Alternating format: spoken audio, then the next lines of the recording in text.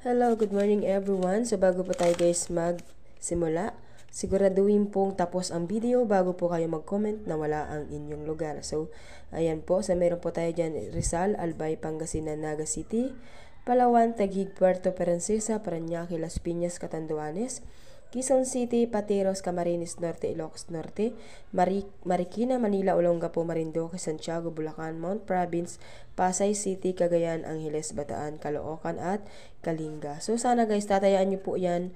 Yang apat na yan guys, irambol ninyo. So kahit tayaan nyo po yan ng apat, pwede po yan. Kapag hindi po marunong ang kubrador ninyo magpataya ng ganun, so hindi lang po siya marunong magkwenta kung magkano yung bayad sa 4 or 5. Kasi po sa kubrador, pwede po yan kahit 5. So sa online nga guys, kahit pa yung 10 pwede. 'Di ba? Basta kaya mong kwentahin kung magkano yung taya noon. So meron naman akong kopya noon kung magkano talaga yung taya ng bawat taya sa bilang ng numero.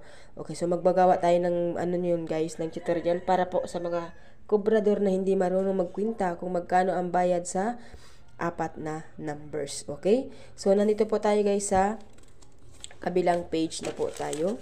So, dito po sa kabilang page guys, meron dyan Batangas, Laguna, Zambales, Negros Occidental, Tarlac, Romblon, Camarines Sur, Aurora, Benguet, Ilocos Sur, Apayao, Nueva Vizcaya, Baguio, La Union, Ifugao, Nueva Ecija, Abra Oriental, Mindoro, Quirino, Isabela, Capiz, Occidental, Mindoro, Antique, Aklan, Pampanga, Cavite at Quezon Province. So, bali guys, 55 nation yan. So, bala na po ito guys sulatan. So, ubos na. Nakakailang notebook na ako. Siguro mayroon ng 100 notebook. Ayan. So, sa araw-araw ba naman na sinusulatan, talagang mauubos yan. So, pwede nyo ito guys alagaan ng hanggang 3 days. Pero sa maghapon dapat tayaan. Huwag pong kalimutan dahil yung iba nababasa ko, tinayaan lang daw po kasi ng umaga, nung hapon ay hindi na. So, sayang naman ng ating sumada guys. Alam nyo naman na hindi po ako nagtsatsyamba ng sumada. Ginagawa ko po ang lahat para makuha natin ang sumada na pwedeng lumabas. So, kung hindi man po yung lumabas ngayon, pwede po yung lumabas sa kinabukasan or sa ikatlong araw. So, di ba?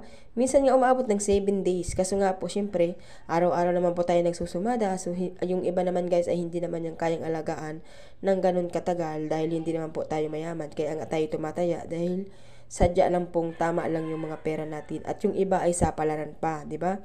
So, wag natin pilitin ang hindi kayang pilitin. So, yung kaya lang po ng bulsa na pwedeng tayaan. Yung 4 na number guys, kahit tayaan mo yan ng 3, 2, 30 pesos lang naman yan. Hindi naman mabigat sa bulsa sa loob na maghapon ay 90 pesos, di ba? So, kung tatayaan mo naman siya ng 10 piso, sa maghapon naman guys ay 60, 60, so 120, 180 ang maghapon. So, yan po ang presyo kapag yun ang taya ninyo, okay? So, good luck everyone and God bless po sa inyo lahat.